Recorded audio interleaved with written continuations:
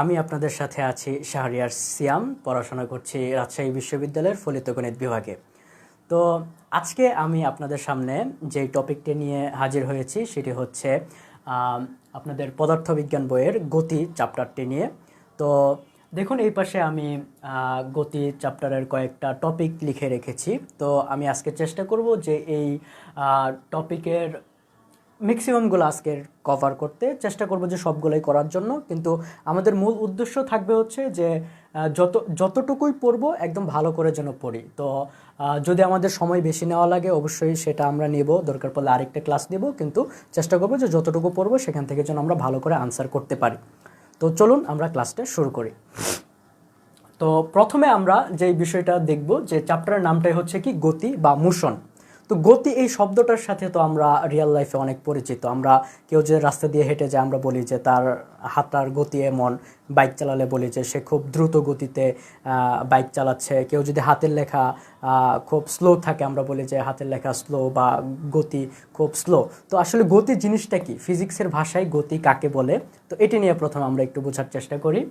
তো দেখুন, যে গতি বিষয়টা হচ্ছে যে প্রসঙ্গ কাঠামোর সাপেক্ষে সময়ের সাথে কোনো বস্তুর অবস্থানের পরিবর্তন হওয়াকে গতি বলে।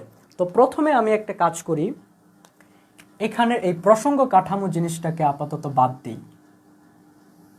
ধরুন এই জিনিসটা নাই, এই জিনিসটা যদি না থাকে তাহলে গতির সংজ্ঞাটা কি, যে সময়ের সাথে কোনো বস্তুর অবস্থানের পরিবর্তন হওয়াকেই গতি বলে।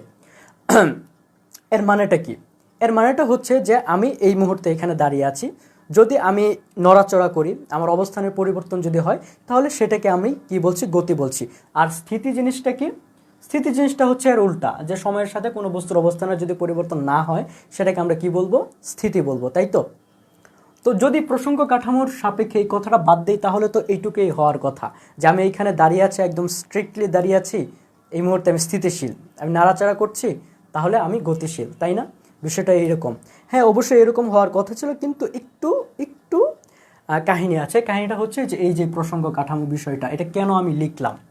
দেখুন, প্রথমে যখন আমি এখানে দাঁড়িয়ে আছি, একদম স্ট্যাচু হয়ে দাঁড়িয়ে আছি, আপনাকে যদি আমি জিজ্ঞেস করি যে আমি কি স্থিতিশীল না গতিশীল, আপনি কি বলবেন? আপনি বলবেন যে অবশ্যই আমি স্থিতিশীল, তাই না? স্থির হয়ে যেহেতু দাঁড়িয়ে আছি। কিন্তু আপনি একটা জিনিস চিন্তা করেন যে আমি কি আসলে কোথায় দাঁড়িয়ে আছি? পৃথিবীর পৃষ্ঠের উপর দাঁড়িয়ে আছি, তাই না? তো পৃথিবীর পৃষ্ঠের উপর যে দাঁড়িয়ে আছে, পৃথিবীটা কি আসলে, পৃথিবী কি স্থিতিশীল? না। সৌরজগতের প্রেক্ষিতে পৃথিবী তো সূর্যের চারপাশে ঘুরছে, তাই না? তো সূর্যের চারপাশে যদি পৃথিবী ঘুরে থাকে তাহলে আমিও তো সূর্যের চারপাশে ঘুরছি, তাহলে আমি কিভাবে স্থিতিশীল হলাম? তো এইটাই হচ্ছে মূল বিষয়, যে এই কারণেই মূলত প্রসঙ্গ কাঠামোটা বলা হচ্ছে।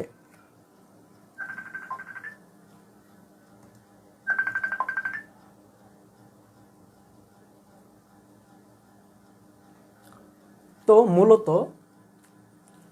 মূলত এই কারণে প্রসঙ্গ কাঠামোটা বলা হচ্ছে, যে প্রসঙ্গ কাঠামো হচ্ছে, এই যে প্রসঙ্গ কাঠামোটা কাকে বলা হয় এটা আমি এখানে লিখেছি, যে যে বস্তুর সাথে তুলনা করে অপর বস্তুর অবস্থা নির্ণয় করা হয়।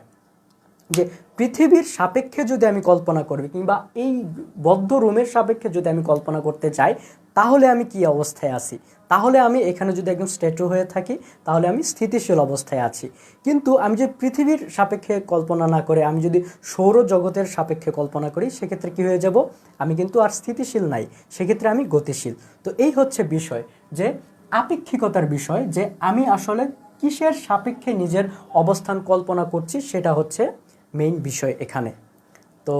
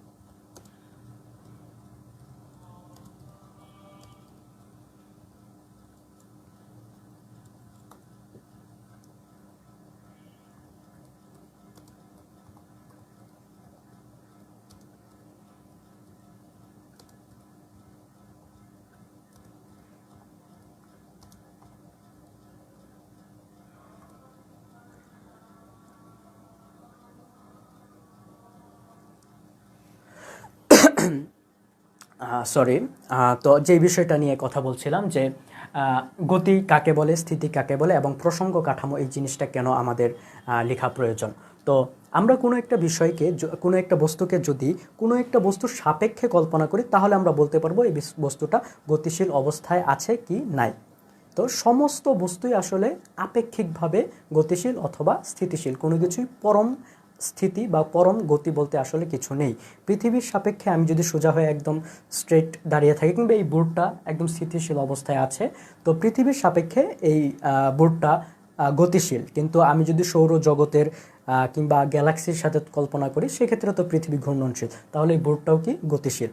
তো আশা করি আমাদের এই গতি আর স্থিতি টপিকটা মোটামুটি ক্লিয়ার, যে গতি আর স্থিতি জিনিসটা কি, যে প্রসঙ্গ কাঠামোর সাপেক্ষে সময়ের সাথে কোনো বস্তুর অবস্থানের পরিবর্তন হওয়াটাকে আমরা কি বলছি, গতি বলছি। আর গতির উল্টাটাকে আমরা কি বলছি, স্থিতি বলছি।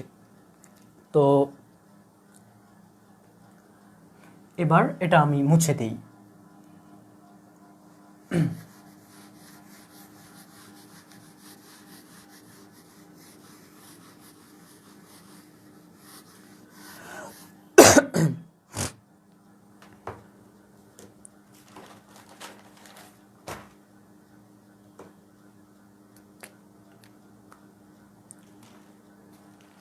এবার আমরা দেখব হচ্ছে যে এই গতির প্রকারভেদগুলা, গতি কয় প্রকার হতে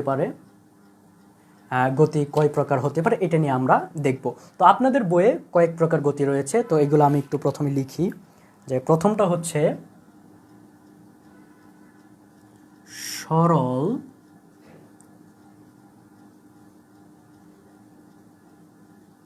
সরল রৈখিক গতি। এরপরে আছে হচ্ছে আপনার ঘূর্ণন গতি।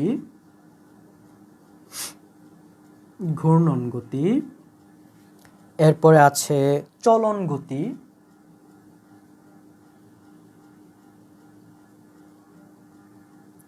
গতি। এরপরে আমি দেখতে পাচ্ছি যে পর্যায়বৃত্ত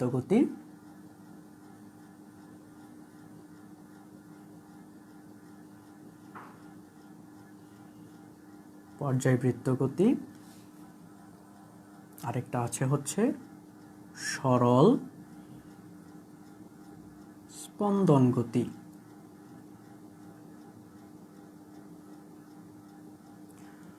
এই 5 প্রকারের গতি মূলত আপনাদের বইয়ে আছে। তো আমরা একটু বোঝার চেষ্টা করব যে কোন গতির আসলে কি মিনিং, আর চেষ্টা করব উদাহরণ জানার জন্য। তো প্রথমটা দেখেন যে সরল রৈখিক গতি।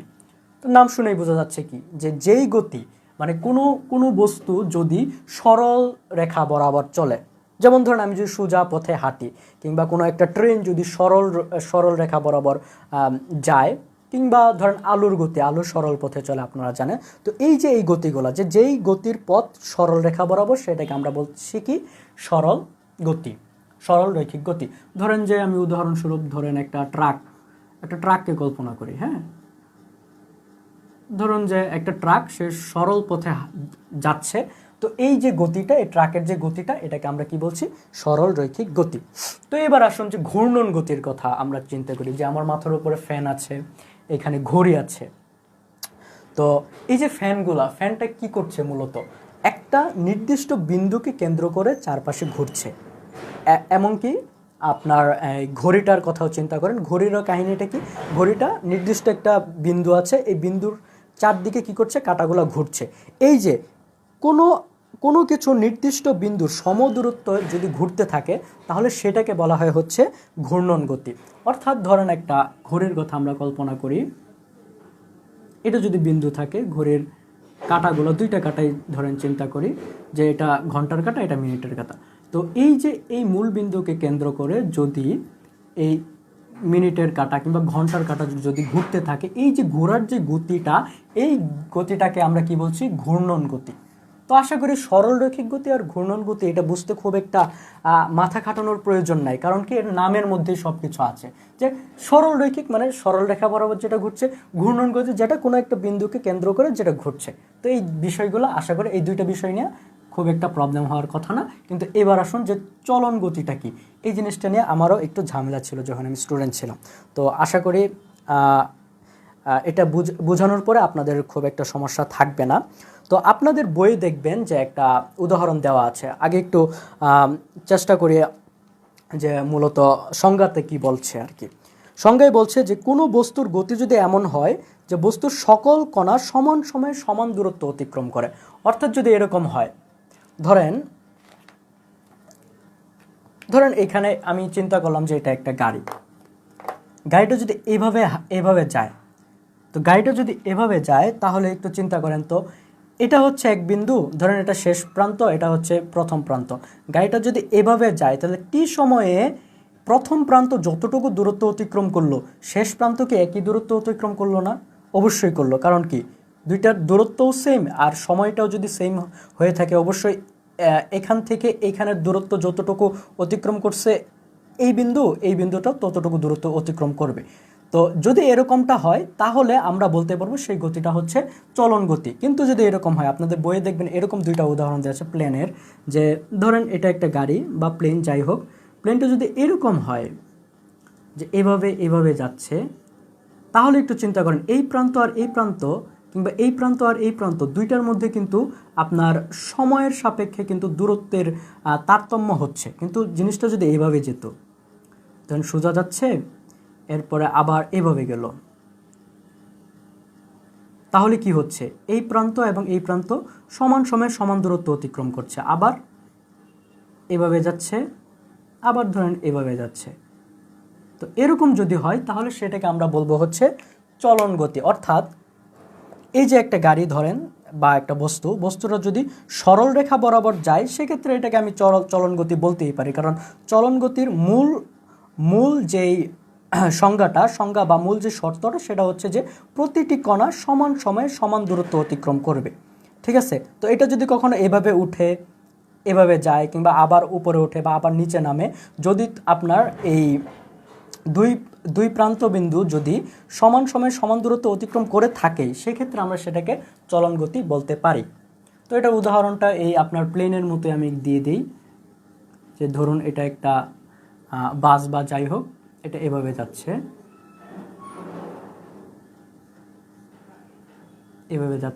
তো এটা হচ্ছে মূলত আপনার চলন গতির একটা উদাহরণ।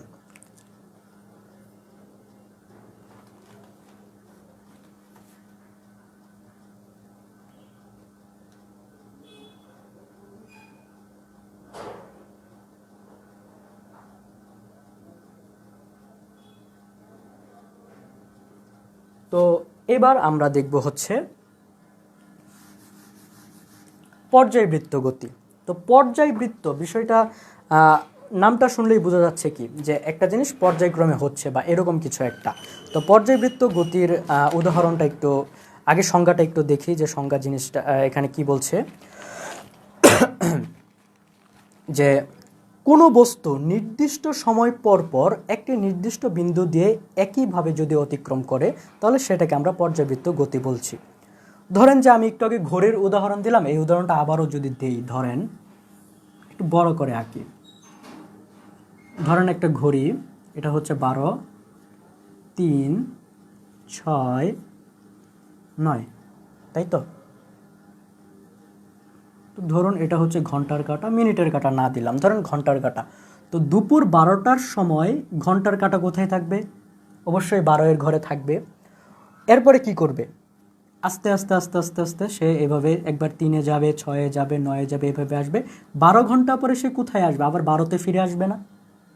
দেখেন সংজ্ঞা অনুসারে কি ছিল, যে কোনো বস্তু নির্দিষ্ট সময় পর পর নির্দিষ্ট বিন্দু দিয়ে একই দিকে একইভাবে যদি অতিক্রম করে, দেখুন নির্দিষ্ট সময় পর পর নির্দিষ্ট দিকে নির্দিষ্ট বিন্দু দিয়ে একই দিকে একইভাবে যদি অতিক্রম করে, তাহলে সেই গতিটাকে আমরা বলবো হচ্ছে পর্যায়বৃত্ত গতি। তো এক্ষেত্রে আমরা বলতে পারি যে ঘড়ির গতি কিংবা ফ্যানের গতি, যেটাকে আমরা ঘূর্ণন গতি বলছিলাম, যেই গতিটাকে আমরা ঘূর্ণন গতি বলছিলাম, সেই গতিটাকে আমরা পর্যায়বৃত্ত গতিও বলতে পারি। অর্থাৎ পর্যায়বৃত্ত গতি এক ধরনের কি ঘূর্ণন গতি। তো আশা করি ক্লিয়ার। তো এই যে ঘড়ির কাঁটার যে গতিটা, সেটাকে আমরা কি বলতে পারি? সেটাকে আমরা পর্যায়বৃত্ত গতি বলতে পারি।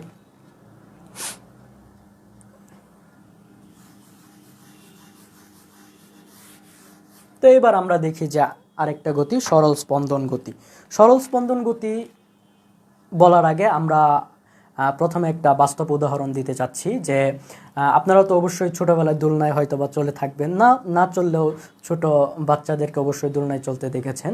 দোলনার অবস্থাটা কি মূলত, ধরেন এইখানে এটা হচ্ছে রুফটপ বা উপরের একটা অংশ, এখান থেকে যদি আমি দড়ি বা কোনো কিছু দিয়ে যদি আমি একটা দোলনাকে বাঁধি, ধরেন এটাই একটা দোলনা, ওকে। দোলনাটাকে যদি আমি এখানে টেনে এনে, ধরেন এই পর্যন্ত টেনে এনে আমি যদি ছেড়ে দিই, তাহলে কি ঘটবে? এটি প্রথমে এই আগের অবস্থায় যাবে, গিয়ে আবার সামনের দিকে যাবে, ধরেন এই পর্যন্ত সামনের দিকে গেল, গিয়ে আবার কি করবে? আবার পূর্বে ফিরে আসবে, আবার এদিকে যাবে, আবার এভাবে আসবে, তাই না? এটাই হচ্ছে দোলনার গতি, তাই না? তো দেখুন আমরা সরল স্পন্দন গতি এর সংজ্ঞাটা আগে একটু দেখি, এরপরে দেখি যে এটার সাথে কোনো মিল পাওয়া যায় কিনা। যে কোনো বস্তুর গতি যদি এমন হয় যে এটি এর পর্যায়কালের অর্ধেক সময় একদিকে এবং বাকি অর্ধেক সময় অন্যদিকে একটি নির্দিষ্ট বিন্দুকে অতিক্রম করে, তাহলে সেই গতিকে আমরা সরল স্পন্দন গতি বলি। দেখুন তো এটার সাথে যদি আমরা একটু মেলানোর চেষ্টা করি, যে এই যে দোলনার এটা হচ্ছে সাম্যাবস্থা, নির্দিষ্ট সময়ে সে এই পর্যন্ত গেল, আবার এখানে ফিরে আসলো, এখান থেকে গিয়ে এই পর্যন্ত ফিরে আসতে যতটুকু সময় লাগলো সে উল্টা দিকে সেম সময়ে এই পর্যন্ত যাবে এবং উল্টা পাশে আবার ফিরে আসবে। তো এই যে এই গতিটাকে আমরা বলছি হচ্ছে সরল স্পন্দন গতি। আর সরল স্পন্দন গতি আর পর্যায়বৃত্ত গতি দুইটার সংজ্ঞার সাথে অবশ্যই কিছু মিল আছে। যে পর্যায়বৃত্ত গতিতে আমরা দেখেছি যে নির্দিষ্ট সময় পর পর কী করে একই দিকে ফিরে আসে, এবং সরল স্পন্দন গতিতে আমরা কি দেখেছি যে অর্ধেক সময় একদিকে এবং বাকি অর্ধেক সময় অপর দিকে সে কী করে অতিক্রম করে। তো সরল স্পন্দন গতিও কি পর্যায়বৃত্ত গতির একটা বিশেষ রূপ। তো আশা করি এই 5টা উদাহরণ এবং 5টা গতির সংজ্ঞা আপনারা বুঝতে পেরেছেন। আরেকবার একটু রিওয়াইন্ড করি যে সরল রৈখিক গতি কি, যেই গতি সরল পথ বরাবর চলে সেটা সরল রৈখিক গতি। ঘূর্ণন গতি কি, যেই গতিটা নির্দিষ্ট একটা বিন্দুকে কেন্দ্র করে ঘুরে সেটাকে আমরা ঘূর্ণন গতি বলি। চলন গতি কাকে বলা হয়? যেই গতিতে কোনো একটা বস্তুর প্রত্যেকটা কণা সমান সময়ে সমান দূরত্ব অতিক্রম করে সেটাকে আমরা বলি হচ্ছে চলন গতি। পর্যায়বৃত্ত গতি কি, যে পর্যায়বৃত্ত গতি হচ্ছে যে নির্দিষ্ট সময় পর পর একই নির্দিষ্ট বিন্দু দিয়ে একই দিকে একই পথে অতিক্রম করে সেটাকে আমরা বলছি হচ্ছে পর্যায়বৃত্ত গতি। আর সরল স্পন্দন গতি কাকে বলা হয়? যে কোনো একটা বস্তুর গতি যদি অর্ধেক সময় একদিকে এবং বাকি অর্ধেক সময় তার উল্টো দিকে অতিক্রম করে, তাহলে সেটাকে আমরা বলি হচ্ছে সরল স্পন্দন গতি। তো এই যে 5টা গতি, এই 5টা গতি আপনাদের একটু ভালো করে বুঝতে হবে, এবং এখানে যে উদাহরণগুলো আছে এখান থেকে বিভিন্ন এমসিকিউ আসে এবং ক প্রশ্নের মধ্যে আপনাদের এই সংজ্ঞাগুলো আসতে পারে। তো আশা করি বিষয়টা কনসেপ্টটা ক্লিয়ার, আর বাকিটুকু বই থেকে অবশ্যই আপনারা সংজ্ঞাগুলো মুখস্থ করে নেবেন। তো এই প্রকারভেদ সম্পর্কে আশা করি বিষয়গুলো ক্লিয়ার হয়েছে। তো গতি কাকে বলে, স্থিতি কাকে বলে এটাও ক্লিয়ার, এবং প্রকারভেদ এই দুইটা বিষয় ক্লিয়ার করার পরে এবার আমরা চলে যাব হচ্ছে স্কেলার রাশি এবং ভেক্টর রাশি কি। তো এটা একটু মুছে দেই।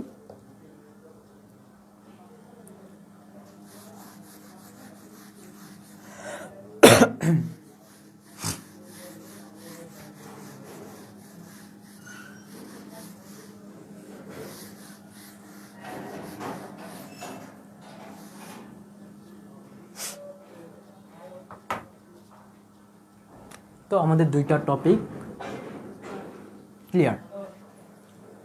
তো এবার আমরা চিন্তা করি তৃতীয় টপিকটা নিয়ে, যে এখানে কি বলা হচ্ছে যে স্কেলার রাশি এবং ভেক্টর রাশি।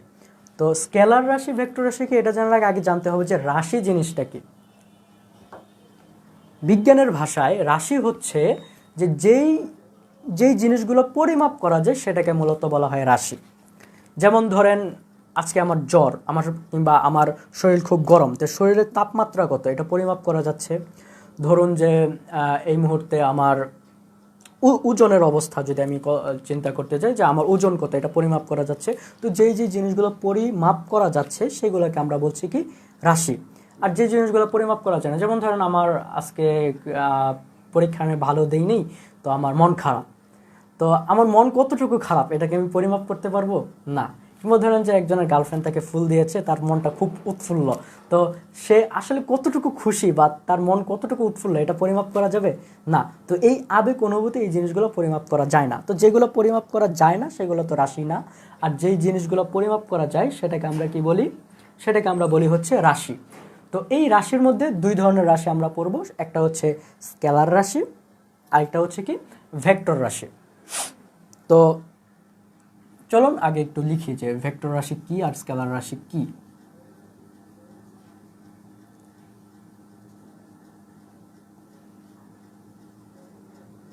ভেক্টর রাশি আরেকটা ধরেন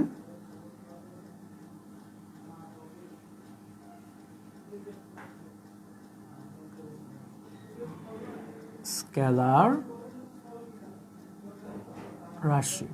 ওকে, তো প্রথমে আমি কি বলেছি যে রাশিগুলো পরিমাপ করা যায়, তো পরিমাপ করার যেগুলো পরিমাপ করা যায় সেগুলোর কি অবশ্যই মান আছে, মানে রাশি মানেই তার মান আছে।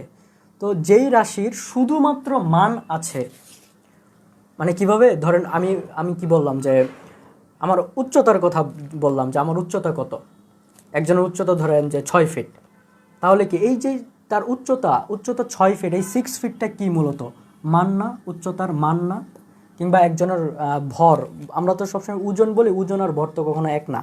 তো যারা সায়েন্স স্টুডেন্ট অবশ্যই এটা তো জানতেই হবে যে ধরেন একজনের ভর হচ্ছে ধরেন 70 কেজি, তো 70 কেজি 70 কেজি, তো এই কেজি এই 70 কেজি এটা কি মান না, অবশ্যই মান। তো যেই রাশিগুলোর শুধুমাত্র মান আছে, শুধু মান আছে,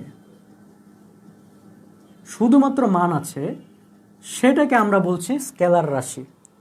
তাহলে ভেক্টর রাশির মধ্যে কি মান নাই? অবশ্যই মান আছে, রাশি যেহেতু মান আছে।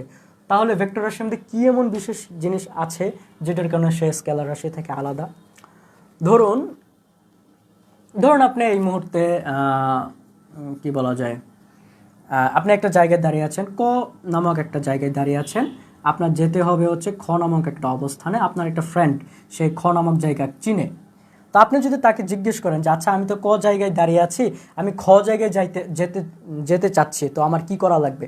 সে বলল যে 50 এখান থেকে 500 মিটার দূরেই খ জায়গা। যদি বলে যে শুধুমাত্র 500 মিটার দূরে গেলেই আমি খ জায়গায় যেতে পারবো, যদি এই কথাটা বলে, তাহলে কি আপনি কখনোই, অবশ্যই যেতে পারবেন, কিন্তু আপনি তো 500 মিটার দূরে তো এদিকেও যেতে পারেন, তাই না? কারণ আপনাকে তো বলা হয় না যে কোন দিকে যাবেন, তাই না? শুধুমাত্র মান যদি দেওয়া থাকে, আপনি চাইলে ক জায়গা থেকে আপনি চাইলে নিচের দিকে বা ধরেন পশ্চিম দিকে যেতে পারেন, পূর্ব দিকেও যেতে পারেন, উত্তর দিকে যেতে পারেন, দক্ষিণ দিকে যেতে পারেন, কারণ সে কি বলে নাই, সে কোন দিকে, সে দিকটা সে উল্লেখ করে নাই। সো যদি এমন হয় যে কোনো একটা রাশিকে নির্দিষ্টভাবে প্রকাশ করতে তার মানের পাশাপাশি দিকেরও প্রয়োজন হয়, যেমন ধরেন ক নামক অবস্থান থেকে যদি বলতো যে ক নামক অবস্থান থেকে 500 মিটার পশ্চিমে খ জায়গা অবস্থিত, তাহলে দেখেন 500 মিটার এটা কি মান, আবার কি বলল পশ্চিমে, পশ্চিমে এটা কি মূলত, এটা কি দিক না? পশ্চিম দিকে তো পশ্চিম দিকও যদি দেওয়া থাকে, যদি কোনো একটা রাশির মান এবং দিক উভয়ই দেওয়া থাকে, তাহলে সেটাকে আমরা কি বলবো? সেটাকে আমরা বলবো হচ্ছে ভেক্টর রাশি। তো রাশি জিনিসটা কি, যেই জিনিসগুলো পরিমাপ করা যায় সেটা হচ্ছে রাশি। তো রাশির মধ্যে কি কি আছে? ভেক্টর রাশি আছে আর স্কেলার রাশি আছে। তো যেই রাশিটা শুধুমাত্র মান দ্বারাই পরিমাপ করা যায় সেটাকে আমরা বলবো হচ্ছে স্কেলার রাশি। আর যেটা মান এবং দিক উভয়ই আছে সেটাকে আমরা কি বলবো? ভেক্টর রাশি। তো আশা করি স্কেলার রাশি কাকে বলে আর ভেক্টর রাশি কাকে বলে এটা ক্লিয়ার। তো এবার একটু উদাহরণে যাব। উদাহরণ জাস্ট কয়েকটা উদাহরণ দেই, সামনে ইনশাল্লাহ আরও ভালো ভালো উদাহরণ দেওয়া হবে। তো যে কয়েকটা না দিলেই নয়, সেই কয়েকটা আমি দেওয়ার চেষ্টা করব। যে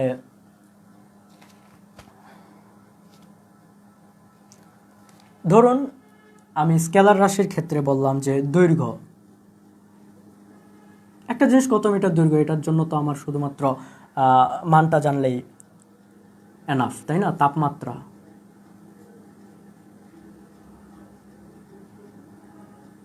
সময়, এই জিনিসগুলো শুধুমাত্র কি, এই জিনিসগুলো শুধুমাত্র মান থাকলেই এনাফ, দিকের কোনো প্রয়োজন নাই।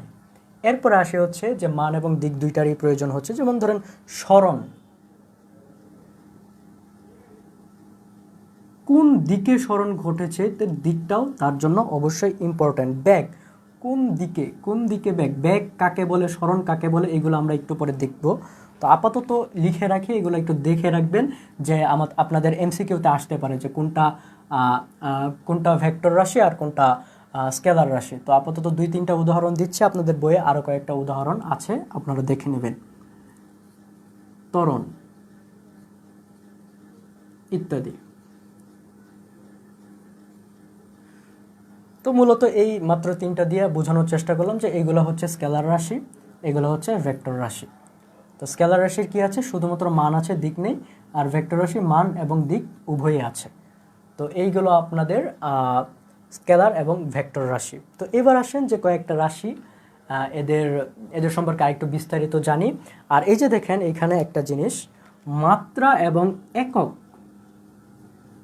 এটা মূলত আপনাদের ফার্স্ট যে অধ্যায়টা আছে ওই অধ্যায়ের টপিক। তো আমি ধরে নিচ্ছি যে আপনারা ফার্স্ট অধ্যায়টা পড়েননি, তো এই কারণে আমি এই টপিকটা রেখেছি। কারণ পরবর্তী যে এই যে গতির সমীকরণ, পরন্ত বস্তুর সূত্র, এই যে এই জিনিসগুলো, এইগুলো বুঝতে হলে আপনার মাত্রা একক জানাটা খুব জরুরি। এমনকি এই যে এই জিনিসগুলোর সাথে মাত্রা এবং একক ওতপ্রোতভাবে জড়িত, এই কারণে আমি মাত্রা এবং এককটা একটু এখানে হালকা আলোচনা করার চেষ্টা করব আর কি। তো আশা করি এই যে 3টা টপিক, প্রথম 3টা টপিক মোটামুটি ক্লিয়ার। এরপরেও যদি কারো বুঝতে অসুবিধা হয় অবশ্যই জানাবেন, আরও বিস্তারিত প্রয়োজন বোধে বলা হবে। তো এবার আসি হচ্ছে দূরত্ব স্মরণ।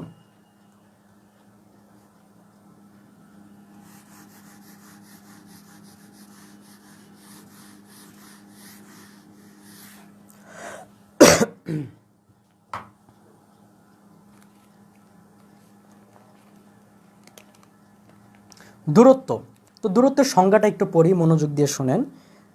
যে কোনো দিকে প্রসঙ্গ কাঠামোর সাপেক্ষে বস্তুর অবস্থানের পরিবর্তনই হচ্ছে দূরত্ব। মানে যে কোনো দিকে, ধরেন এটা হচ্ছে প্রসঙ্গ কাঠামো। প্রসঙ্গ কাঠামো কি আমরা প্রথমেই দেখেছিলাম, প্রসঙ্গ কাঠামো হচ্ছে একটা নির্দিষ্ট বিন্দু, যেই বিন্দু থেকে অপর বিন্দুর আমরা অবস্থান নির্ণয় করি বা অবস্থান যাচাই বাছাই করি। তো ধরেন যে আপনার স্কুল, এটা ধরেন আপনার স্কুল থেকে আপনার বাসার দূরত্ব কত, বাসা কতটুকু দূরে। তো এটা যদি আপনি নির্ণয় করতে চান যে নির্দিষ্ট একটা জায়গা থেকে অপর একটি জায়গার অবস্থানের পরিবর্তন কতটুকু অবস্থানের পরিবর্তন হয়েছে, সেটাকে আমরা বলছি হচ্ছে দূরত্ব। ধরেন আপনার বাসা হচ্ছে এটা হচ্ছে আপনার স্কুল। তো এই যে মধ্যবর্তী যতটুকু অবস্থানের পরিবর্তন, সেটাকে আমরা বলছি হচ্ছে দূরত্ব। আর তাহলে স্মরণ জিনিসটা কি? স্মরণটা হচ্ছে যে বস্তু নির্দিষ্ট দিকে স্থান পরিবর্তন করলে প্রাথমিক এবং অন্তিম অবস্থানের মধ্যে সরলরৈখিক যে দূরত্ব, এটা বোঝানোর জন্য আরেকটু সুন্দর করে একটা সুন্দর উদাহরণ দিই, বাস্তবিক উদাহরণ দিই, তাহলে বিষয়টা বুঝতে আরও ক্লিয়ার হয়ে যাবেন আপনারা। ধরুন স্কুল আর বাসার উদাহরণে দিই। এটা আপনার বাসা, আর ধরুন এটা হচ্ছে আপনার স্কুল, ঠিক আছে?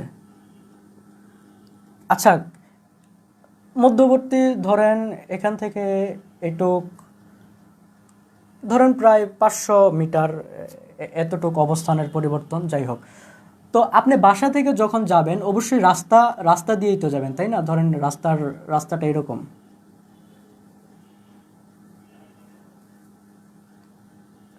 তো আপনি যদি এই বাসা থেকে যদি স্কুলে যেতে চান, আপনার এই রাস্তা দিয়ে যদি আপনি যেতে চান, তাহলে এইখান দিয়ে যেতে যতটুকু জায়গা অতিক্রম করেছেন সেটা হচ্ছে আপনার দূরত্ব। এটা হচ্ছে আপনার কি দূরত্ব, যে কোনো দিকে, এটার কোনো দিকের কোনো হিসাব নেই। আর এই যে আপনি মূলত কি কাজ করেছেন, বাসা থেকে স্কুলে গিয়েছেন, তাই তো? যেই পথেই যান, আপনার প্রাথমিক অবস্থান কোথায় ছিল? বাসা। শেষ অবস্থান কোথায়? স্কুল। বাসা থেকে স্কুলে যেহেতু গেছেন, এইখান থেকে এইখানে সর্বনিম্ন যতটুকু দূরত্ব, আর আমরা একটা জিনিস জানি যে কোনো একটা এক বিন্দু থেকে অপর বিন্দু সর্বনিম্ন দূরত্ব কি? একটা সরল রেখা, তাই না? তো এখান থেকে বাসা থেকে স্কুলের সর্বনিম্ন দূরত্ব, অর্থাৎ এখান থেকে একটা সরল রেখা কল্পনা করলে যতটুকু অবস্থান পরিবর্তন হয় সেটাকে আমরা বলবো হচ্ছে সরণ।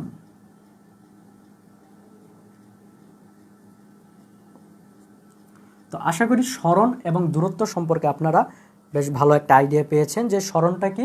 সরণটা হচ্ছে যে কোনো একটা নির্দিষ্ট দিকে স্থান পরিবর্তন করলে প্রাথমিক এবং অন্তিম অবস্থানের মধ্যে সরলরৈখিক যে দূরত্ব সেটাই মূলত কি সরণ। অর্থাৎ নির্দিষ্ট দিকে হতে হবে, সেটাকে আমরা বলবো হচ্ছে সরণ। আর দূরত্বটা কি? যে কোনো দিকে প্রসঙ্গ কাঠামোর সাপেক্ষে বস্তুর অবস্থানের পরিবর্তনকে আমরা কি বলছি? আমরা বলছি হচ্ছে দূরত্ব। তো এই ক্ষেত্রে দূরত্বের ক্ষেত্রে কি দিকের কোনো প্রয়োজন নাই, তাহলে দূরত্বটা কি মূলত? স্কেলার রাশি। আর সরণটা কি? সরণের কি অবশ্যই নির্দিষ্ট দিকে আছে, যে এখান থেকে এই দিক বরাবর, তাহলে এটাকে আমরা কি বলবো? ভেক্টর রাশি। ঠিক আছে, এটা মাথায় রাখবেন যে সরণটা কি? সরণটা হচ্ছে ভেক্টর রাশি আর দূরত্ব হচ্ছে স্কেলার রাশি। তো এরপরে আমরা এই জিনিসটা মাথায় রাখবেন যে সরণ লিখে রাখলাম এই জিনিসটা। আমরা এই যে সূত্রগুলো প্রয়োগ করব না, এর জন্য এই সরণ জিনিসটা লিখলাম আপাতত, আর কিছু লিখলাম না।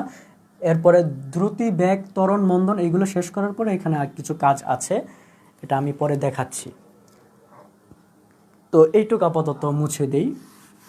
আশা করি যে সরণ এবং দূরত্ব এটা কি বুঝতে পেরেছেন, যে দূরত্বর ইংলিশ হচ্ছে ডিস্টেন্স আর সরণের ইংলিশ হচ্ছে ডিসপ্লেসমেন্ট, যে কতটুকু জায়গা সে অতিক্রম করেছে নির্দিষ্ট দিকে, সেটা হচ্ছে সরণ। ওকে, তো এইবার আসে হচ্ছে দ্রুতি বা বেগ। তো আমরা একটা জিনিস বলেছিলাম যে একটা হচ্ছে দূরত্ব, আরেকটা কি? সরণ। তো বেগ মানে হচ্ছে বেগ সম্পর্কে তো আপনারা মোটামুটি একটা ন্যূনতম একটা ধারণা আছে, তাই না? যে স্পিড যেটাকে আমরা বলি, যে কোনো একটা বস্তু বা কোনো একটা গাড়ি যদি দ্রুত চলে সেটাকে আমরা কি বলেছি? এত বেগে গাড়িটা চলছে, তাই না? তো বেগটা মূলত কি? বেগটা ধরেন প্রথমে দ্রুতি আবার আর কি বলা যায়, দ্রুতি আর বেগ দুইটাকে যদি একসাথে আমরা যদি একটু কল্পনা করি যে দ্রুতি বা বেগ, এটা মানে হচ্ছে যে সরণ বা দূরত্ব, একক সময়ে যতটুকু সরণ বা দূরত্ব অতিক্রম করা হয়েছে সেটাকে বলা হয় হচ্ছে বেগ বা দ্রুতি। এর জন্য আপনাদের একটু ঐকিক নিয়মে আমি একটু নিয়ে যেতে চাচ্ছি, যে আমরা ধরেন ছোটোর সময় তো অঙ্ক করছিলাম, যে ক্লাস 4-এ থাকতে খুব সম্ভবত, যে ঐকিক নিয়মের অঙ্কগুলা ধরেন যে 100 টাকায় ধরেন কলম পাওয়া যায় 10টি, তাই না? এরকম যদি আমরা লিখতাম, পরে ঐকিক নিয়মে কি করতাম, যে 1 টাকায় পাওয়া যায় কত? 110টি, তাই না? এরকম আর কি, সরি, আচ্ছা 100 টাকায় পাওয়া যায় 10টি, এরকম বলতাম আর কি। সরি, 10 টাকায় তোর হিসাবটা ভুলে গেলাম। আচ্ছা যাই হোক, এটা আপাতত আমি নিজেও ভুলে গেছি, ছোটোবেলার বিষয়। যাই হোক, কিছু মনে করবেন না। তো মূল বিষয়টা যেটা, সেটা নিয়ে আমি একটু আলোচনা করি, যে দূরত্ব বা সরণ জিনিসটা কি। সেটা হচ্ছে যে একক সময়ে কোনো বস্তুর দূরত্ব পরিবর্তনের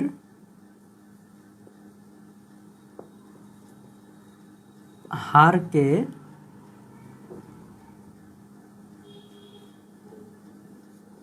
দ্রুতি বলে। অর্থাৎ যদি আমি দূরত্বের কথা কল্পনা করি যে একক সময়ে ধরেন যে 10 মিটার, ধরেন যে 10 মিনিটে ধরেন যে প্রায় 1 কিলোমিটার সে অতিক্রম করেছে।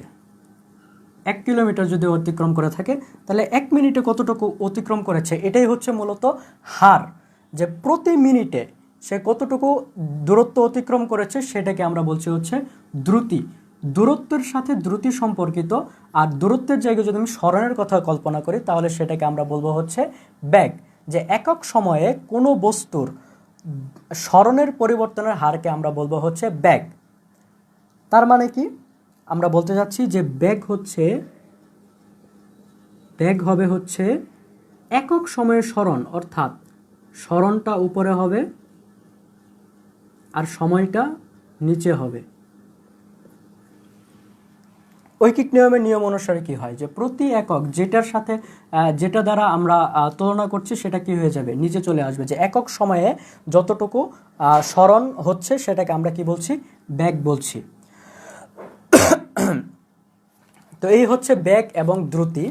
তো এখানে বেগ জিনিসটা একটু লিখে রাখি, কেন লিখছি এটা একটু পরে দেখাবো।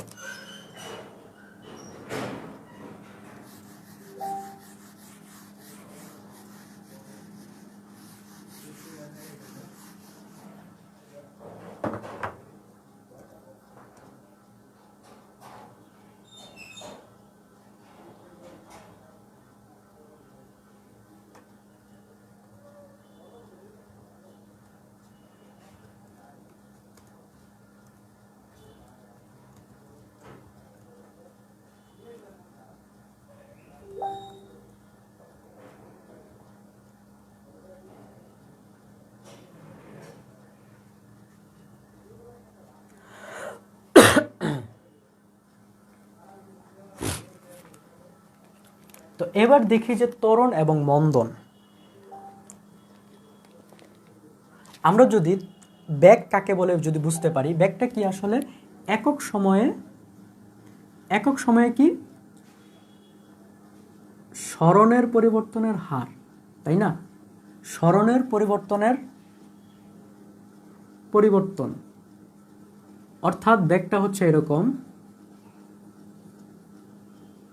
সরণ বাই সময়, তাই না? তো ত্বরণের কনসেপ্টটাও অনেকটা এরকমই, যে এখানে যেরকম যে সরণের পরিবর্তনের হারকে আমরা কি বলছি, সময়ের সাপেক্ষে সরণের পরিবর্তনের হারকে যেরকম বেগ বলছি, একই রকমভাবে একক সময়ে বেগের পরিবর্তনের হারকে আমরা বলবো হচ্ছে ত্বরণ। দেখুন তো বিষয়টা খুব মজাদার একটা বিষয়।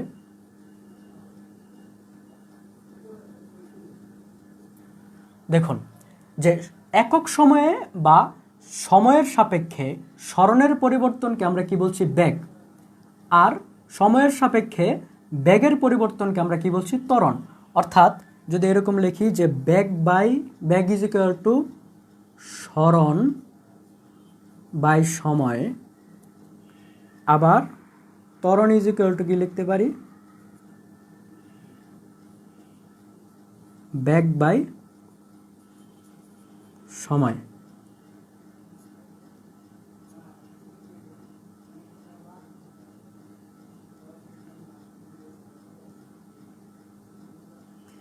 এখানে একটা বিষয় হচ্ছে ত্বরণ আর মন্দন, এই জিনিসটা কি, দুইটাই হচ্ছে বেগের পরিবর্তন। ত্বরণ আর মন্দন উভয়ই হচ্ছে বেগের পরিবর্তন। ত্বরণ মন্দন দুইটাই কি, বেগের পরিবর্তন। কিসের সাপেক্ষে,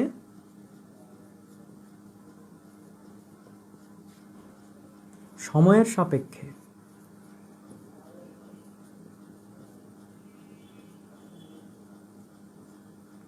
সময়ের সাপেক্ষে বেগের পরিবর্তন কি বলা হয়, ত্বরণ অথবা মন্দন। এখন কথা হচ্ছে কখন ত্বরণ বলবো কখন মন্দন বলবো, দুইটাই কি সেম? না, দুইটা সেম না। যদি বেগের বৃদ্ধি হয়, বেগের বৃদ্ধির যে হার সেটাকে আমরা বলবো হচ্ছে ত্বরণ, যদি বৃদ্ধি হয় বেগ।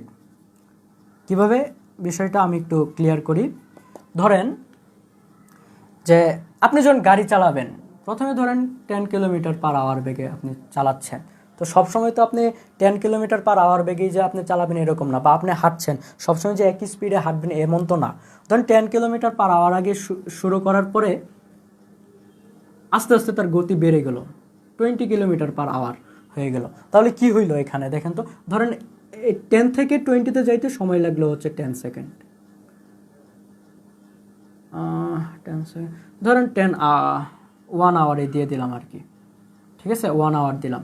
তো কি হয়েছে মূলত, আগে বেগ কি ছিল, 10 ছিল, পরে কি হয়েছে 20 হয়েছে। তো কি বাড়ছে না কমছে, বৃদ্ধি হয়েছে না হ্রাস হয়েছে, বৃদ্ধি হয়েছে। তো বৃদ্ধি যদি হয় সেক্ষেত্রে বেগ বৃদ্ধির হারকে আমরা বলছি কি ত্বরণ, যদি বৃদ্ধি হয়। আর যদি এরকম হইতো যে 20 ছিল 20 থেকে 10-এ আসছে, কি হয়েছে, হ্রাস হয়েছে না। যদি হ্রাস হয়, যদি বেগের হ্রাস হয়, তাহলে বেগ হ্রাসের যে হারটা, ধরেন 1 ঘন্টাতে বেগ হ্রাস করছে, তাহলে এটার ক্ষেত্রে কি হইতো, বেগ বৃদ্ধি। বেগ বৃদ্ধি আমরা একটা জিনিসের কি বলা যায়, বৃদ্ধি বা হ্রাস বা এদের পার্থক্য কিভাবে নির্ণয় করি, শেষ থেকে প্রথমটা বিয়োগ, অর্থাৎ 20 থেকে আমি যদি 10 বিয়োগ দিই তাহলে এটা কি বেগ বৃদ্ধি। আর আমরা যদি ত্বরণ নির্ণয় করতে চাই তাহলে কি হবে, বেগ বৃদ্ধির সাথে কি করতে হবে, সময় ভাগ করতে হবে। তো এই যে এখান থেকে আমরা যা পাবো সেটাকে আমরা কি বলবো, ত্বরণ বলবো।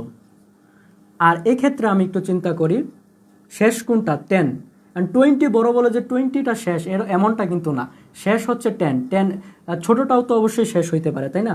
তো দিলাম 10, প্রথমে বসাইলাম 10, কারণ কি আমি প্রথমে বসাবো কি শেষটা, এরপরে কি মাইনাস দিয়ে বসাবো শুরুরটা, তাই না। 20 বসালাম, ডিভাইডেড বাই কত, সময় 1 আওয়ার।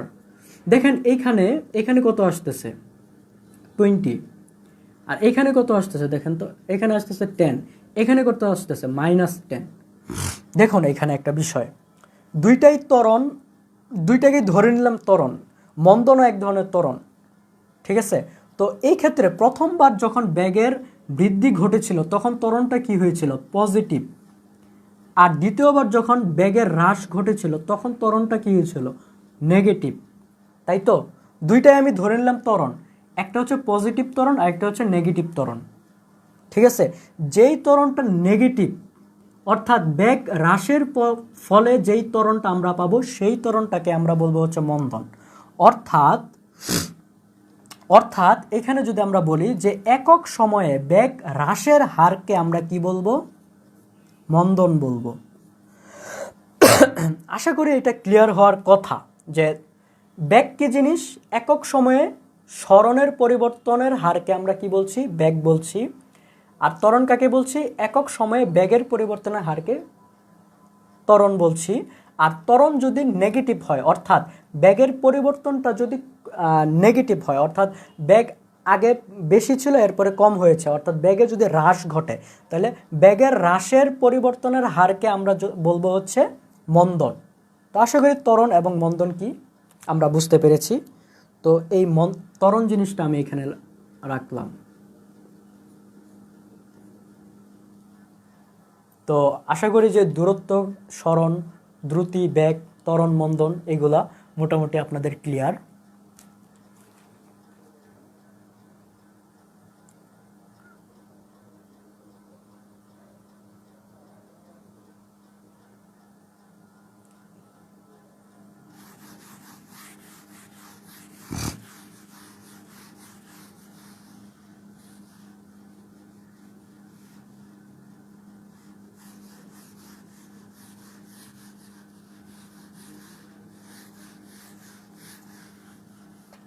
তো আশা করি এই তিনটা জিনিস ক্লিয়ার।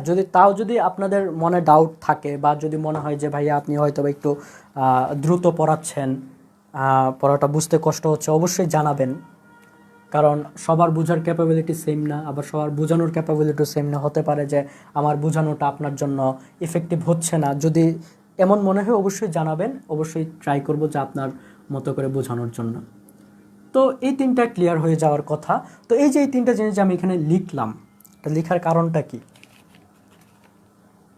এটা এবং মাত্রা এবং একক এই জিনিসগুলো আমি একসাথে পড়ানোর চেষ্টা করব।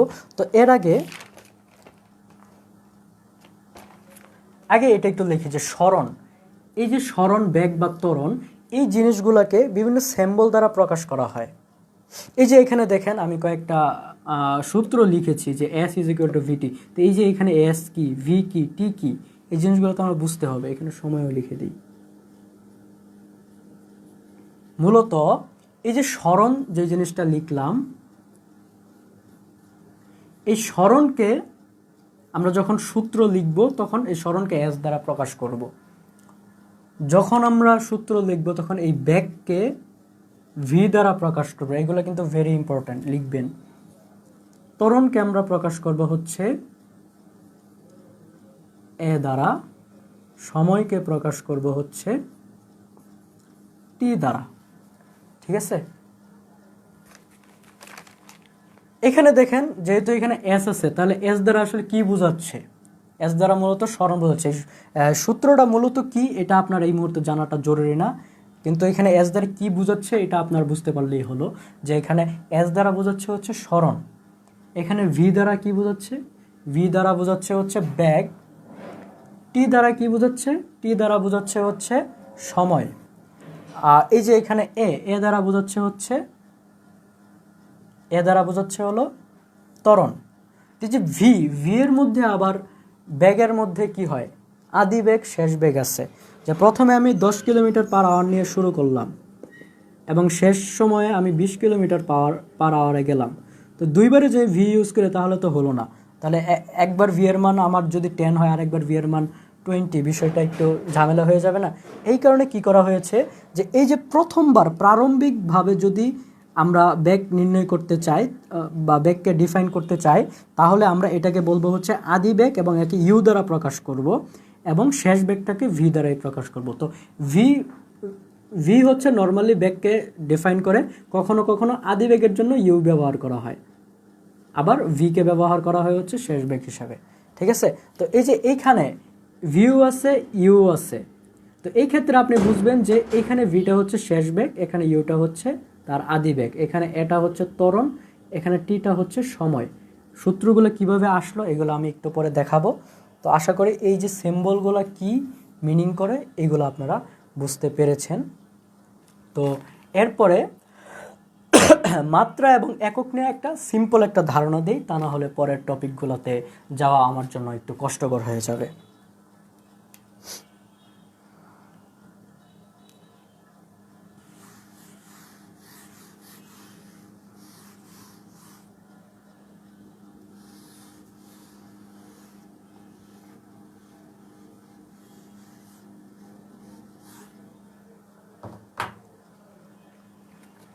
ধরুন মাত্রার সংজ্ঞাটা আমি একটু পড়ি, যে কোনো ভৌত রাশিতে উপস্থিত মৌলিক রাশিগুলোর সূচককে মাত্রা বলা হয়।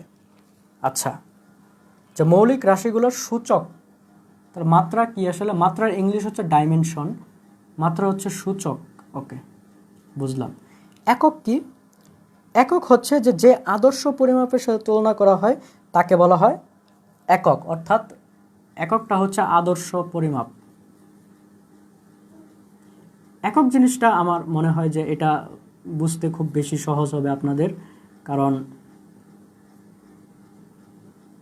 আপনারা যদি বাজার করতে যান, ধরেন আলুর কথা, ধরেন আলু আপনি কিনতে গেছেন বা পেঁয়াজ কিনতে গেছেন, আপনি গিয়ে কি বলেন? যে পেঁয়াজ কত মন বা এরকম কিছু বলেন না, কি বলেন যে পেঁয়াজ কত টাকা কেজি? তো নর্মালি আপনি এটাই বলেন। যদি আপনি আড়তের ব্যবসায়ী হন বা পাইকারি ধরে, তখন বলতে পারেন যে পেঁয়াজ কত করে মন। কিন্তু নর্মালি আমরা যারা নর্মাল মানুষ আছি, যারা বাসার জন্য বাজার করে, আমরা কি করি?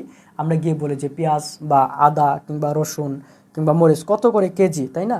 তো এই যে আমরা একটা নির্দিষ্ট একটা পরিমাপকে আমরা কি ধরে নিলাম? আদর্শ হিসাব ধরে নিলাম যে কত করে কেজি।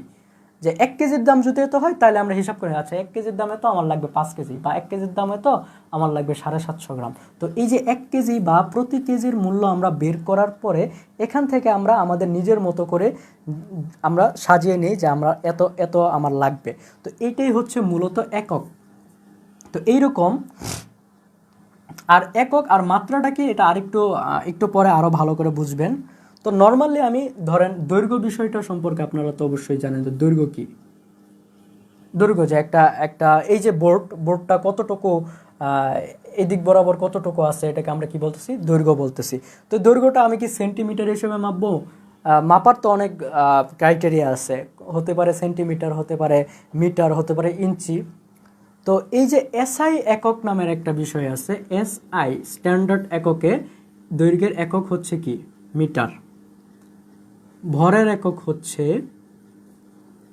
কেজি, সময়ের একক হচ্ছে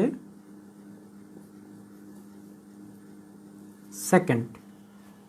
এটা আরেকটু লিখে এদিক একটু এই পাশে সুন্দর করে লিখি তাহলে ভালো হবে। এখানে একক লিখি, এখানে ধরেন প্রতীক লিখি,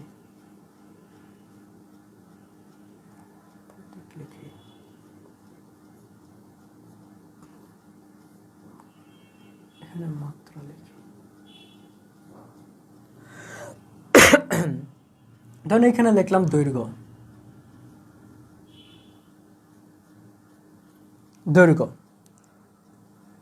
দৈর্ঘ্যের একক কি আমরা সকলে জানি যে দৈর্ঘ্যের একক হচ্ছে মিটার।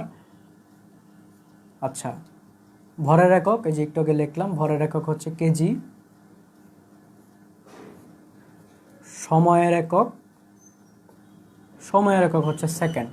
আর দৈর্ঘ্যকে আমি যেরকম ওই যে একটু আগে বলছিলাম না যে এস, সরণকে এস দ্বারা প্রকাশ করা হয়, বেগকে ভি দ্বারা প্রকাশ করা হয়, তেমনি দৈর্ঘ্যকে প্রকাশ করা হয় হচ্ছে এল দ্বারা, ভরকে প্রকাশ করা হয় হচ্ছে এম দ্বারা, আর সময়কে টি দ্বারা, একটু আগে যেটা বললাম। এবং এদের মাত্রা, এই যে একক আর মাত্রা কখনো সেম না। এমকে, এই যে দৈর্ঘ্যকে এম দ্বারা, দৈর্ঘ্যের একক হচ্ছে এম, আর এর মাত্রাটা হয়ে যাবে হচ্ছে এল। এটা আপনি মুখস্থ করে নেবেন সরাসরি যে দৈর্ঘ্যের মাত্রা হবে এল। এটা কি কাজে লাগবে এটা একটু পরে আমি আপনাদের দেখাচ্ছি। ভরের মাত্রা হবে হচ্ছে এম, সময়ের মাত্রা হবে হচ্ছে টি। এই তিনটা জিনিস একটু নোট করে নেবেন যে দৈর্ঘ্যের প্রতীক হচ্ছে ছোট এল, একক হচ্ছে এম, ছোট এম, আর মাত্রা হচ্ছে বড় এল। ভরের প্রতীক হচ্ছে ছোট এম, কেজি হচ্ছে একক হচ্ছে কেজি, আর হচ্ছে মাত্রা হচ্ছে বড় এম। ওকে, সময়ের প্রতীক হচ্ছে ছোট টি, একক হচ্ছে ছোট এস, মাত্রা হচ্ছে বড় টি। তো এই তিনটা জিনিস থেকে আমরা ধরেন আমি সময়ের মাত্রা একক জানি, ভরের মাত্রা একক জানি, দৈর্ঘ্যের মাত্রা একক জানি, আমার লাগবে হচ্ছে সরণের মাত্রা একক কি, বেগের মাত্রা একক কি, বের করতে পারবো? আপনার কি মনে হয়? অবশ্যই পারবো। একটু ওয়েট করেন, অবশ্যই আমি দেখাবো যে কিভাবে পারি। তো তার আগে আমি দুইটা সূত্র, একটু নর্মাল দুইটা সূত্র কিভাবে আসছে এটা একটু আমি আপনাদের দেখাই। সংজ্ঞা থেকে কিভাবে সূত্র আসে। আমরা কি বলেছিলাম যে বেগ কাকে বলে? বেগ কাকে বলে? সরণের হার, অর্থাৎ সরণ বাই সময়, একে আমরা কি বলছি? বেগ বলছি, তাই না? তাহলে একে যদি আমরা সাংকেতিকভাবে প্রকাশ করতে চাই প্রতীক দ্বারা, তাহলে বেগের প্রতীক কি? ভি। সরণের প্রতীক কি? এস। সময়ের প্রতীক টি। এখান থেকে আমি লিখতে পারি এস ইজ ইকুয়াল টু ভিটি। আপনার বইয়ে দেখবেন বা সব জায়গায় দেখবেন যে এরকম একটা সূত্র আছে। এটা একটা সূত্র।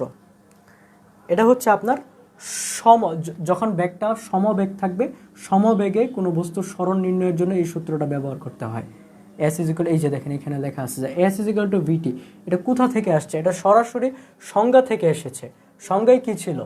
যে বেগ ইজ ইকুয়াল টু সরণ বাই সময় হবে, মানে কি একক সময়ে বস্তুর সরণের হারকে আমরা কি বলবো? বেগ বলবো। তাহলে সেক্ষেত্রে আমরা বলতে পারি V is equal to S by T, অর্থাৎ S is equal to VT. ঠিক আছে, এটা আমি বললাম হচ্ছে বেগেরটা। এবার আসি ত্বরণেরটা। ত্বরণ জিনিসটা কি ছিল যেন? ত্বরণ ছিল হচ্ছে, ত্বরণ কখন ঘটে? কোনো একটা বস্তু, আচ্ছা এটা ধরেন একটা কমন কোশ্চেন, এটা আপনাদের এমসিকিউতে আসতে হবে যে সমবেগে কোনো একটা বস্তুর বেগ যদি সমান হয়, ধরেন কেউ 10 মিটার পার সেকেন্ড বেগে একটা গাড়ি চালাচ্ছে এবং শেষ মুহূর্তে 10 মিটার পার সেকেন্ড বেগ চালালো, মানে শেষ করলো, সেক্ষেত্রে এই বস্তুর ত্বরণ কত? যদি আপনারা কনসেপ্ট বুঝে থাকেন অবশ্যই বলবেন যে বস্তুর ত্বরণটা কত। 0। কেন? কারণ ত্বরণ মানেই হচ্ছে বেগ বৃদ্ধি বা বেগ হ্রাসের হার। তো এখানে তো বেগ বৃদ্ধি বা হ্রাস হয়ই নাই, তাহলে কি এখানে ত্বরণ আছে? ত্বরণ 0, তাই না? তো এটা যদি বুঝে থাকেন তাহলে আসেন যে ত্বরণ মানে কি। ত্বরণ হচ্ছে বেগ বৃদ্ধি বা বেগ হ্রাসের হার। আর বেগ বৃদ্ধি বা বেগ হ্রাস কীভাবে বের করতে পারবো? যে শেষ বেগ মাইনাস আদি বেগ, তাই না, ডিভাইডেড বাই কি? সময়। একটু আগে আমরা যেটা পড়লাম, ত্বরণকে আমরা কি দ্বারা প্রকাশ করি? এ দ্বারা প্রকাশ করি। শেষ বেগকে কি দ্বারা প্রকাশ করি? ভি দ্বারা প্রকাশ করি। আদি বেগকে কি দ্বারা প্রকাশ করি? ইউ দ্বারা প্রকাশ করি। সময়কে টি দ্বারা প্রকাশ করি। তাহলে এখান থেকে আমরা লিখি যে এটি ভি মাইনাস ইউ বা V is equal to U plus A T. এটা যদি লিখি, এই জিনিসটা কোথা থেকে আসলো? মূলত সরাসরি সংজ্ঞা থেকে আসলো না? দেখেন তো, এই যে এই দুইটা সূত্র, এই দুইটা সূত্র আমি সরাসরি সংজ্ঞা থেকে প্রমাণ করে দিলাম যে এস ইজ ইকুয়াল টু ভিটি। এটা কখন হবে? এটা হবে হচ্ছে যখন বস্তু সমবেগে থাকবে। আর S V is equal to U plus AT কখন হবে? যখন বস্তুটা সমত্বরণে থাকবে। তো এই দুইটা সূত্র মোটামুটি এখানে প্রুভেন। তো আসেন আমরা দৈর্ঘ্য, সময় বা এইগুলার কয়েকটার মাত্রা এবং একক জেনেছি। এবার একটু বেগ আর ত্বরণের মাত্রা একক জানার চেষ্টা করি। তো বেগ মানে কি? V is equal to S by T. আচ্ছা, এখানে আরেকটা লিখতে হবে, স্মরণ মানেই তো দৈর্ঘ্য না? দৈর্ঘ্য জিনিসটা কি? দৈর্ঘ্য তো স্মরণ একই বিষয়, তাই না? তো দৈর্ঘ্যের একক যদি মিটার হয়, স্মরণের একক কত? অবশ্যই মিটারই হবে, তাই না? তাহলে স্মরণের একক, এই এস এর জায়গায় আমি এককটা বসালাম এম। আর সময়ের একক কত? এস, তাই না? আর আপনারা অবশ্যই ইনভার্স সম্পর্কে অবগত থাকবেন যে এম এর নিচে আমি এস লিখলাম, তার মানে কি M divided by S. Divided by S যদি থাকে, এস এর পাওয়ার কত? 1 আছে, তাই না? তাহলে আমি এটাকে এভাবে লিখতে পারি, এম ইনভার্স 1। এটা যদি না বুঝে থাকেন, ধরেন অনেকে হয়তো বা বুঝতেছেন না, তাহলে আমি আরেকটু ভালো করে লিখি। ধরেন এখানে লিখলাম হচ্ছে M divided by S cube লিখলাম। M divided by S cube যদি আমি লিখি, এই জিনিসটাকে আমি লিখতে পারবো হচ্ছে এম ইন্টু এসটাকে এখানে লিখলাম। এস কিউবটা যখন নিচে ছিল তখন এস 3 এর আগে কি ছিল? প্লাস ছিল। যখন আমি এটাকে উপরে উঠাই দিব, 3টাকে মাইনাস দিলাম। তাহলে এই -3 মানে হচ্ছে, এটাকে আমরা পড়বো হচ্ছে যে M S to the power -3, এটাও পড়তে পারবো, অথবা পড়তে পারবো হচ্ছে এম এস ইনভার্স 3। এর মানে হচ্ছে, এটার মানে হচ্ছে এম এবং নিচে আছে এস কিউব। একই রকমভাবে এখানে এস এর উপর এস এর সাথে কি আছে? কিছু নাই, তার মানে 1 আছে। তো এটাকে যদি আমি উপরে নিয়ে যাই তাহলে কি হয়ে যাবে? 1 এর আগে মাইনাস হয়ে যাবে, এম এস ইনভার্স 1, বা এটাকে আমি বলি হচ্ছে মিটার পার সেকেন্ড। তাহলে ভি, ভি কি ছিল? ভি ছিল হচ্ছে ব্যাগ। ব্যাগের এককটা কি? ব্যাগের একক হচ্ছে মিটার পার সেকেন্ড। আমি কিভাবে পেলাম? ব্যাগ মানে হচ্ছে স্মরণ বাই সময়। তাহলে স্মরণের একক কি? মিটার। ব্যাগের সময়ের একক কি? সেকেন্ড। তাহলে আমি লিখতে পারছি হলো মিটার বাই সেকেন্ড, অর্থাৎ মিটার পার সেকেন্ড। এই হচ্ছে আমার ব্যাগের একক বের করে ফেললাম। একক যদি বের করতে পারি আমি, তো অবশ্যই মাত্রাটাও এভাবে বের করতে পারবো। মাত্রাটা হবে কি? সেম। এস এর মাত্রা কত? এল। আর সময়ের মাত্রা কত? সময়ের মাত্রা হচ্ছে টি। একই রকমভাবে কি লিখতে পারি? এল টি ইনভার্স।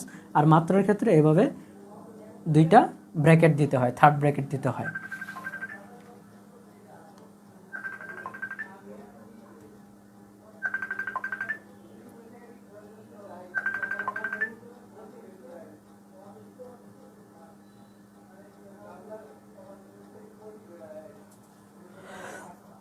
তো আশা করি আপনারা বুঝতে পেরেছেন যে কিভাবে আমরা কোনো একটা রাশির একক এবং মাত্রা নির্ণয় করতে পারি। যদি আমরা এই কয়েকটা বেসিক কয়েকটা জিনিস, যে সময়, এরপরে দৈর্ঘ্য, ভর, এগুলোর যদি আমরা একক এবং মাত্রা জানি, এইগুলোর আমরা মাত্রা অনায়াসে নির্ণয় করতে পারবো। তো আরেকটু সুন্দর করে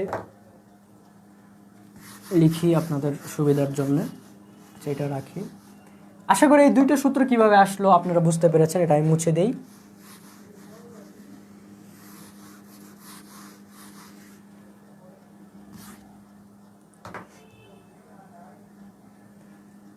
কি লিখেছিলাম যেন, V is equal to S by T, এর মাত্রা, এর একক, এককের ক্ষেত্রে কি হবে, একক এস এর জায়গায় কি হবে,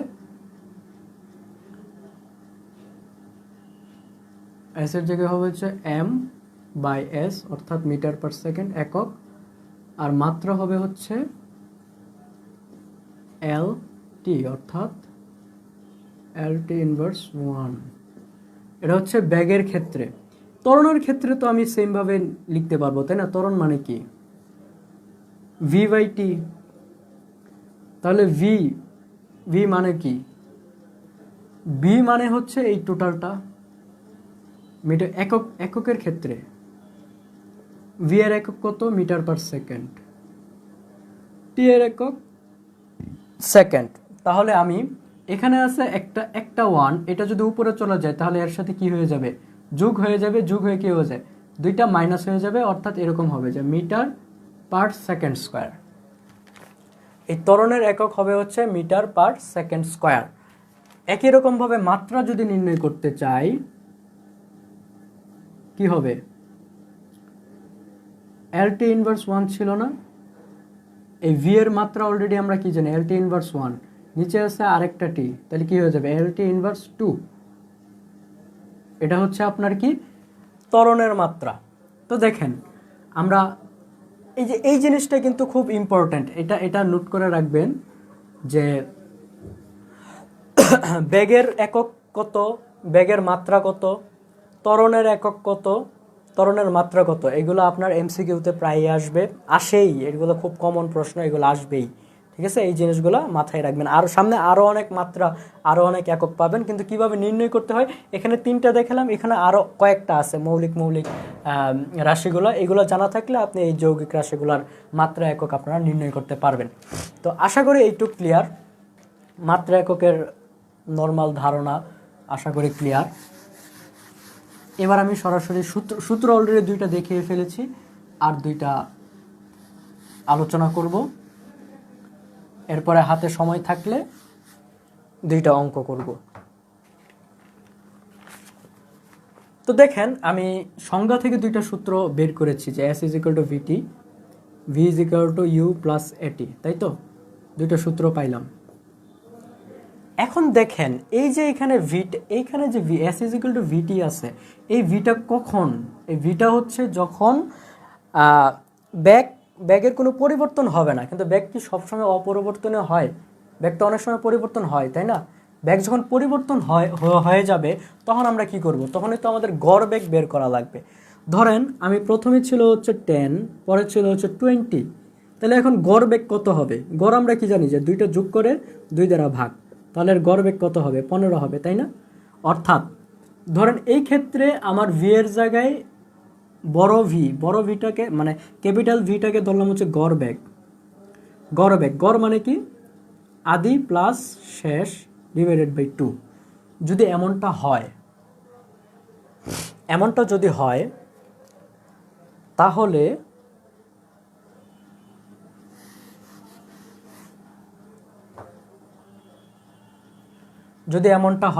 এই ভি এর জায়গায় কি লিখতে পারি, এই ভি এর জায়গায় এইটুক লিখতে পারি না আমি, V is equal to U plus A T লিখতে পারি না? এই যে এই ভি এর জায়গায় এইটুক অবশ্যই লেখা সম্ভব, তাই না?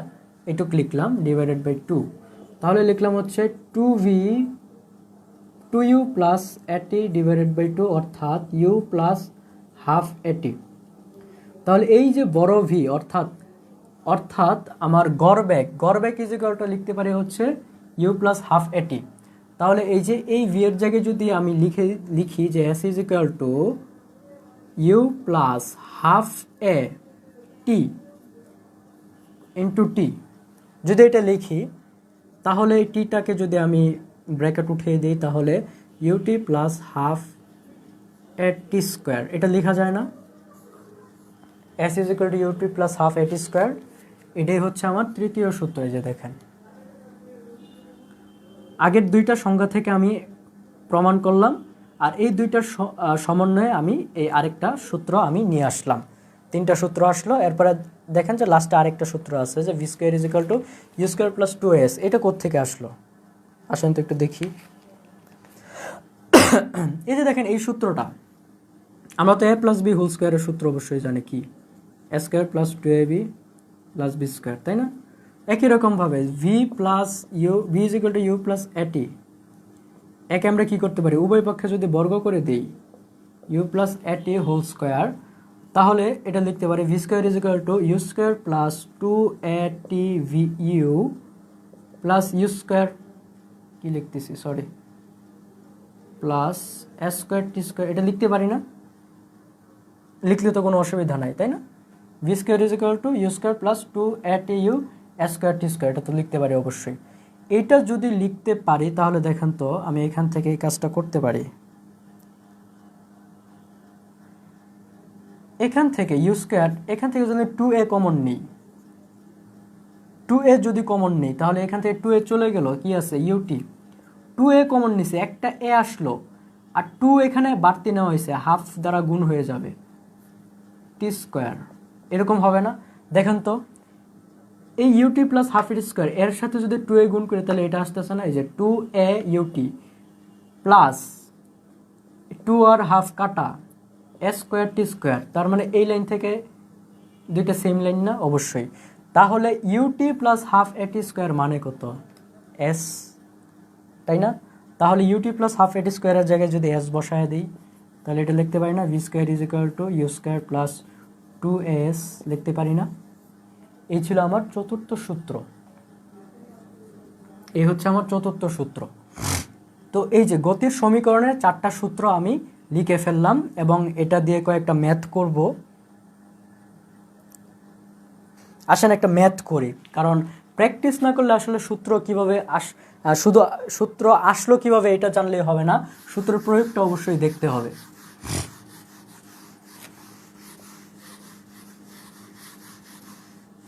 আপনাদের বই থেকে একটা ম্যাথ করাই, একটা দুইটা করলে আশা করি বুঝতে পারবেন যে ম্যাথগুলো কিভাবে হয়।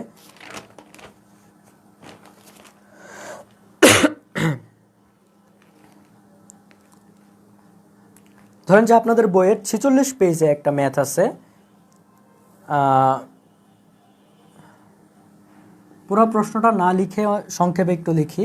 যে এখানে লেখা আছে যে একটি গাড়ির বেগ 1 মিনিটে স্থির অবস্থা থেকে বেড়ে 60 কিলোমিটার পার আওয়ার হয়েছে, গাড়িটির ত্বরণ কত? কি বলছে? গাড়ির বেগ 1 মিনিটে, তার মানে বেগ দেওয়া আছে, ব্যাগটা দেওয়া আছে, হ্যাঁ ব্যাগটা দেওয়া আছে, আর ব্যাগটা কি বলছে স্থির অবস্থা থেকে, অর্থাৎ আচ্ছা আমি একটু পুরোটা লিখে নিই, তা না হলে বোঝানো কষ্ট হয়ে যাবে। একটি গাড়ির ব্যাগ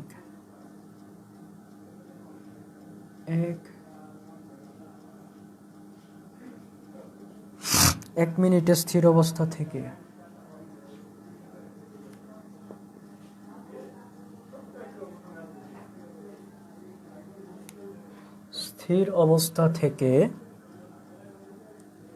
বেড়ে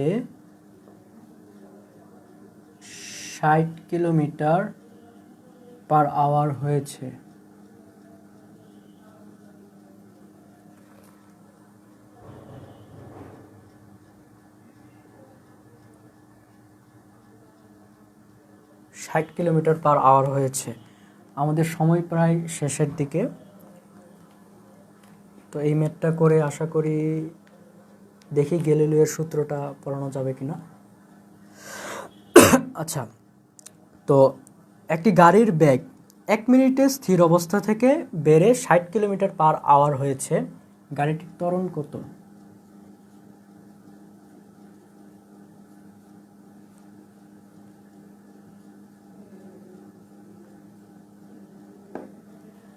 এই হচ্ছে আপনার প্রশ্ন। দেখেন তো এখানে মূলত আপনার কি কি ক্লু দেওয়া আছে। যেহেতু যদি আপনি প্রথমবারের মতো গতিবিদ্যা পড়ে থাকেন, এবং আমি এটাই ধরে নিচ্ছি যেহেতু আপনি আমার ক্লাস করছেন, ধরে নিচ্ছে যে আপনি প্রথমবারের মতো গতি গতি চ্যাপ্টারটা পড়ছেন, সেক্ষেত্রে আপনি ডাক দেখে বলে দিবেন যে এটা এই সূত্র পড়বে আর এইভাবে করে ফেললাম। এটা আমি, যদি পারেন তাহলে তো আপনি জিনিয়াস। আমি এটা আশা করছি না আপনার কাছ থেকে। তো আমি চেষ্টা করব আপনাকে বুঝিয়ে দেওয়ার জন্য, আশা করি আপনি বুঝবেন। সো এত প্যারা নেওয়ার কিছু নাই। প্রথম বিষয় হচ্ছে আপনার দেখতে হবে যে কি লেখা আছে, যে একটি গাড়ির ব্যাগ, ব্যাগ কি হয়েছে এটুক বাদ দেন, এটুক বাদ দেন, একটি গাড়ির ব্যাগ এটুক এটুক আপাতত বাদ দেন। একটি গাড়ির ব্যাগ কি হয়েছে, একটি গাড়ির ব্যাগ বেড়ে 60 কিলোমিটার হয়েছে। তার মানে কি 60 কিলোমিটার কখন হয়েছে, এখন হয়েছে, আগে হয় নাই। মানে কি শেষে কত হয়েছে, 60 কিলোমিটার। তার মানে কি শেষ ব্যাগ, শেষ ব্যাগ কত, 60 কিলোমিটার পার আওয়ার হয়েছে। দেখেন তো আদি বেগ কত ছিল বলা আছে কিনা, আগে কত ছিল, আগে দেখেন স্থির অবস্থা ছিল। তার মানে স্থির অবস্থায় গাড়ির বেগ কত, 100 কিলোমিটার নাকি? না, স্থির অবস্থায় গাড়ির বেগ হচ্ছে